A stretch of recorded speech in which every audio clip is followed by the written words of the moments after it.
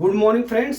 आज मैं आपको क्लास 10th मैथ का लेसन 3.2 दो चरों वाले रैखिक समीकरण युक्त pair of liner in the two variable का मैं एग्जांपल नंबर 5 लेके आया हूं। क्वेश्चन इसमें क्या दिया है, निम्न प्रश्नों को प्रतिस्थापन विधि से हल कीजिए। पहला क्वेश्चन है।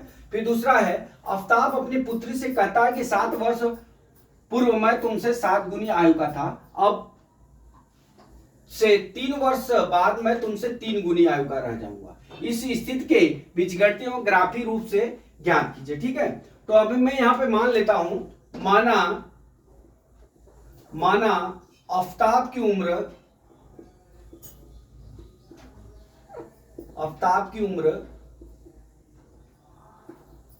x वर्ष है। ठीक है, x वर्ष है और पुत्री की आयु कितना है, y वर्ष है। ठीक है, अब लिख लिया। अब क्या कह रहा है कि 7 वर्ष पूर्व, अब यहां लिखते हैं 7 वर्ष पूर्व आफ्ताब की उम्र,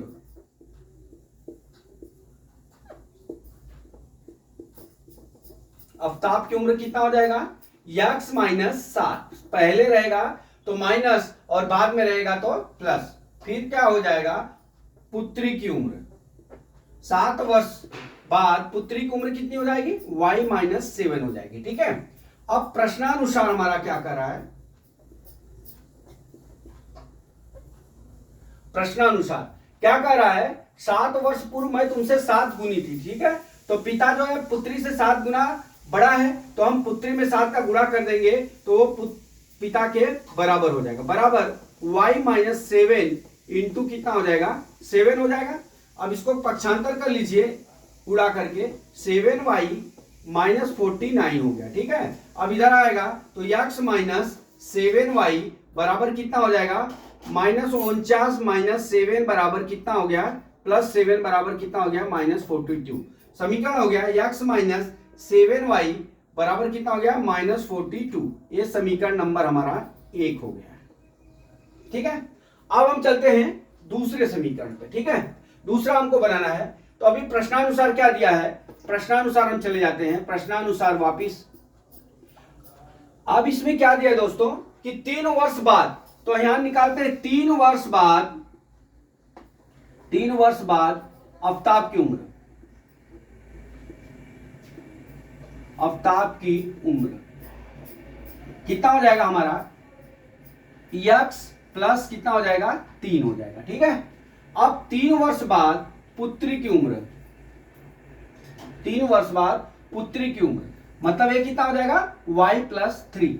अब क्या हो रहा है, दोनों को बराबर कर लीजिए, x प्लस 3 और y प्लस 3। अब इसमें क्या बोला है कि अब से 3 वर्ष बाद मैं तुमसे 3 गुनी हो जाऊंगा। मतलब पिता बोलता है पुत्री से कि मैं 3 गुना था, तो मैं पुत्री में 3 गुना कर दूंगा तो पिता के बराबर हो जाएगा। तो यहां पे क्या करते हैं, x प्लस 3 बराबर 3y प्लस कितना हो गया, 9। यहां कितना हो गया, x माइनस 3y बराबर कितना हो गया, 6। समीकरण नंबर ये 2 हो गया, ये 2 इक्वेशन हो गया। अब ये 2 इक्वेशन को हम हल करते हैं किस विधि से, प्रतिस्थापन विधि से। किस विधि से, प्रतिस्थापन विधि से या बीजगणितीय विधि से। ठीक है, अब मैं इसको मिटा देता हूं।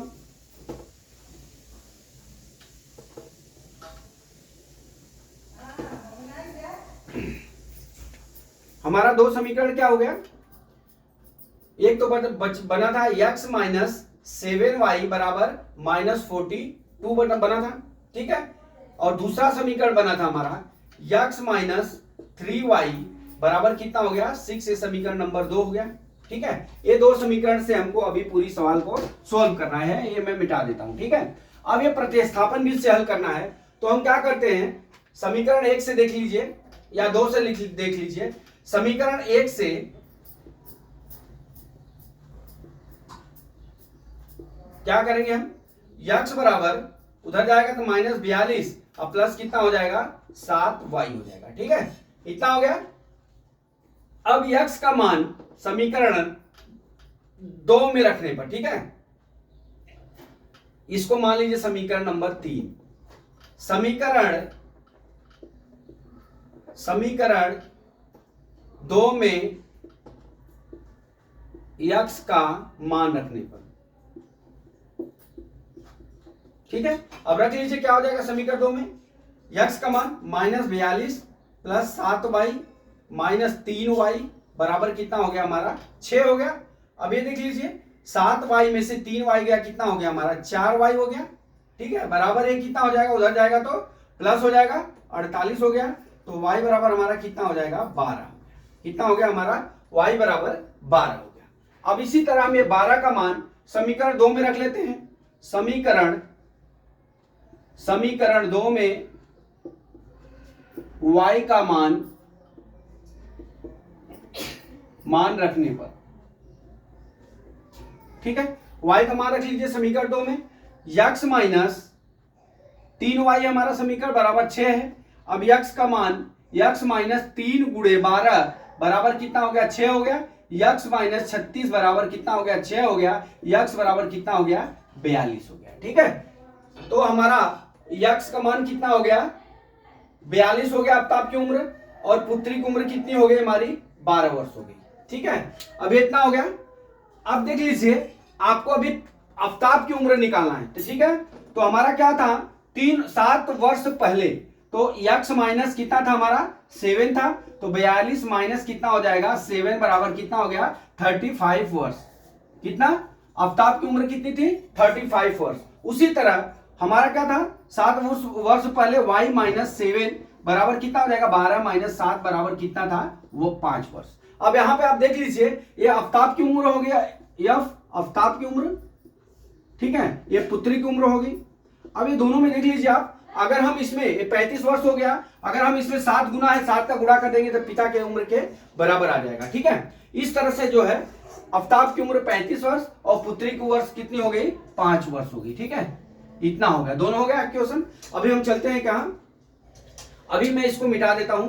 अभी हमारा ये 2 इक्वेशन हो गया। अभी यहाँ पे जो है आफ्ताब की उम्र कितनी हो गई 35 वर्ष हो गई, और पुत्री की उम्र कितनी हो गई 5 वर्ष हो गई। ठीक है, अब मैं ये इसको मिटा लेता हूं। ये प्रतिस्थापन बीज से हमने मान निकाल दिया और बीजगणितीय रूप से। अब इसको मैं ग्राफ रूप में प्रदर्शित करना है, तो मैं इसको मिटाता हूं।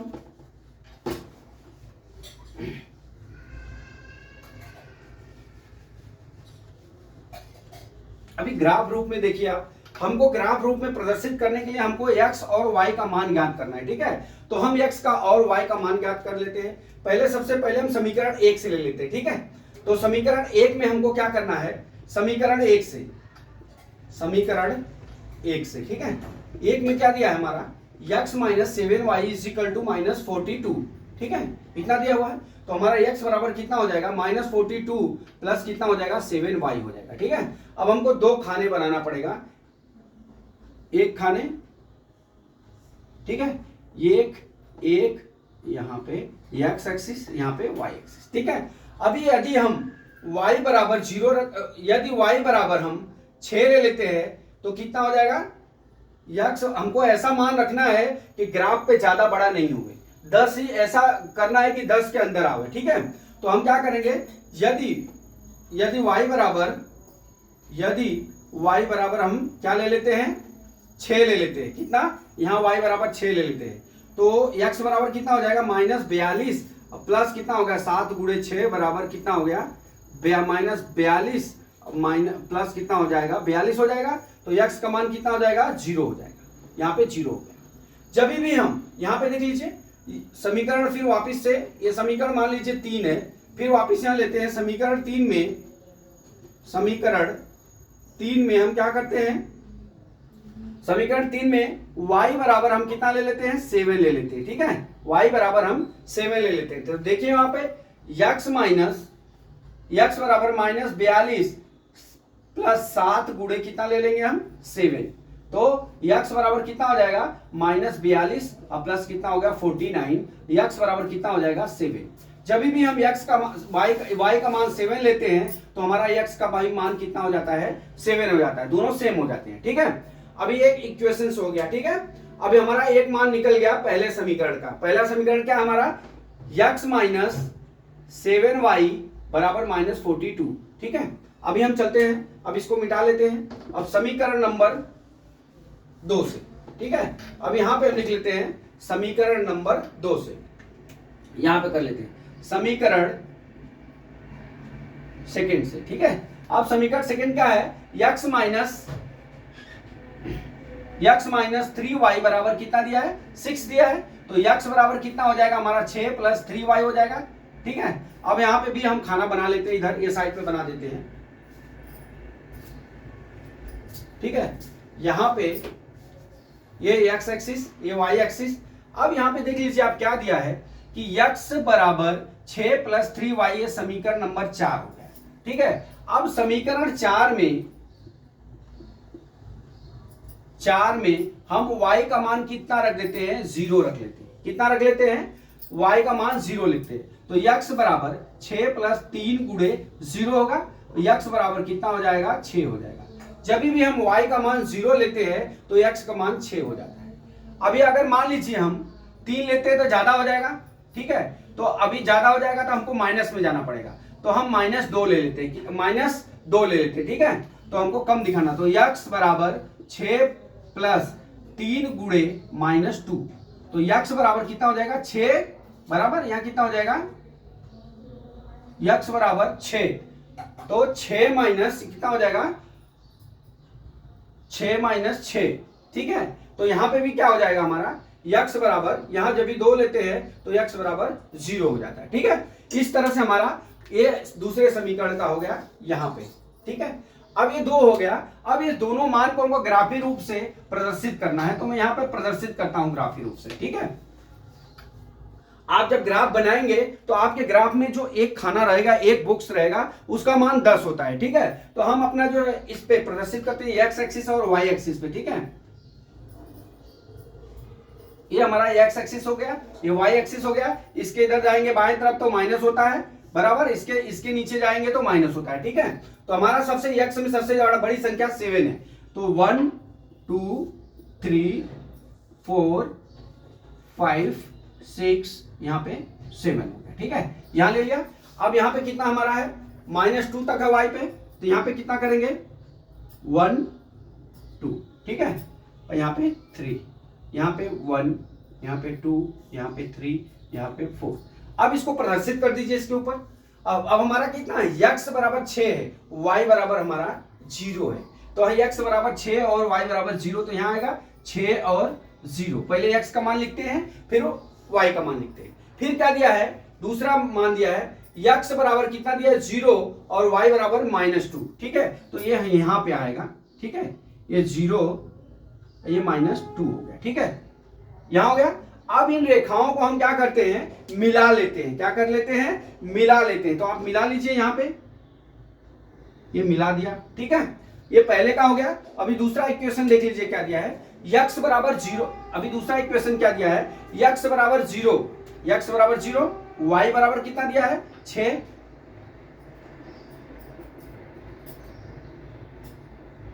तीन 4 5 6। अभी x बराबर कितना दिया है, 0 और 6, तो यहाँ पे हो गया 0 और ये हो गया 6 हो गया, ठीक है। अभी फिर क्या दिया है, 7 और 7, x का भी मान 7 और y का भी मान कितना दिया है, 7, ठीक है। तो इसके ऊपर 7 आएगा। अब यहाँ पे देख लीजिए 7 और 7, ठीक है। ये हो गया। अब इसको हम क्या करते हैं, इस भाग को जो ये बिंदु आया है 7 और 7, हम इसको यहां से क्या करेंगे, मिलाते हुए यहां जाएंगे, और जहां पे 7 है यहां से जो 6 है यहां पे हम इसको मिला देते हैं,